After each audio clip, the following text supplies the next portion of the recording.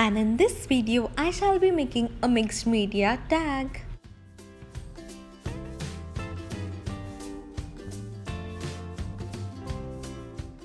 Hello everyone, thanks for clicking on the video. I am Kanika from Handmade by Kanika. Welcome to another Tuesday tutorial. Before we move forward, make sure you have clicked on the red subscribe button and as well turn on the bell notification so you never miss an update from us. So let's get started. So today's shout out in the video goes to Apurva, and if you want to get the shout out, do watch this full video and answer the question which I have asked in the video. So here I have taken yellow textured cardstock and using the Dress My Craft rectangular tag punch, I have already punched it, and now using my mini trimmer, I am going to trim off the cardstock as per my desired requirement, and it is very handy trimmer, so you can see within one go I have trimmed it off. So now it's the time to play with the colors. So here I have the Prima color blooms. You can use any colors, be it your distress inks, watercolor or any medium to color the base.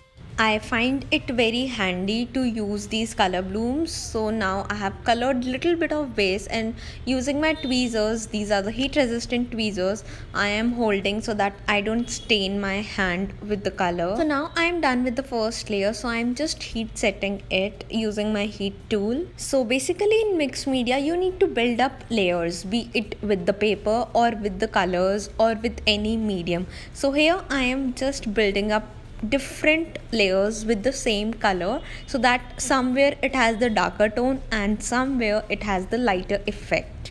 And particularly while using the heat tool, I use these heat resistant tweezers as they have the ceramic on the top.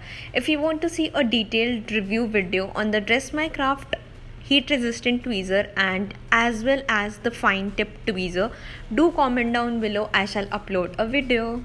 And every time I get comments that where can I find this particular craft supply, so what I have done is I have added the links to buy the craft supplies which I am using in this video in the description box, so that you can check that out, and just in case if you want to buy these, you can directly buy them from the below mentioned links.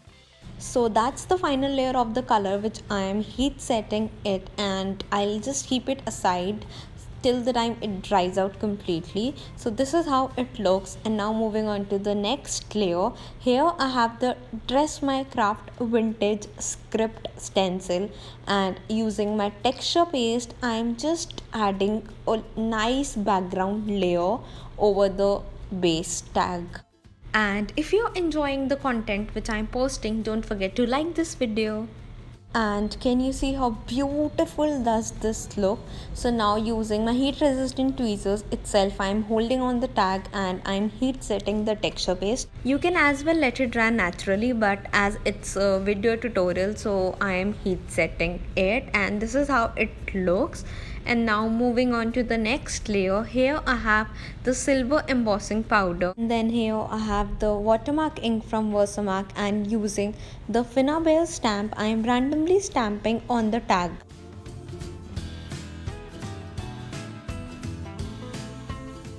And then here I am grabbing my funnel tray and spreading over the embossing powder, and then using my tweezers I'm just picking up the tag and removing the extra embossing powder. And on one area I wanted the embossing effect, so I'm again redoing the same process, and once I am done with it, I am now going to just heat set it so that the embossing powder gets stuck on my tag. It already looks so amazing to me. Don't you think so? Comment down below and let me know your thoughts.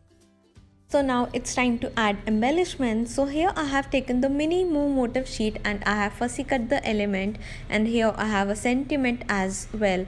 So on both of these on the back side, I am going to add 3D foam tape.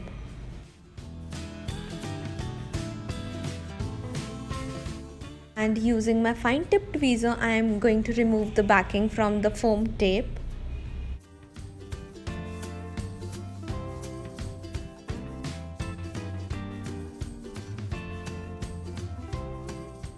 And now let's embellish it further. So here I have taken the off-white satin ribbon twine from Dress My Craft, and I'm going to add it on the top like this.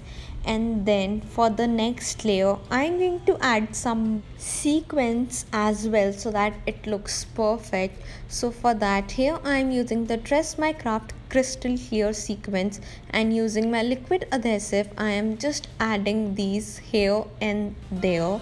So now let me ask today's question. So which is your one of the most favorite sequence from Dress My Craft? Comment down below and let me know. And don't forget to watch the video on the Dress My Craft sequence which I have already made, which you can see coming here. So you can tap on this video, and to one of the comments I'll just give shout out in my next video. See you soon. Until next time, till then, happy crafting.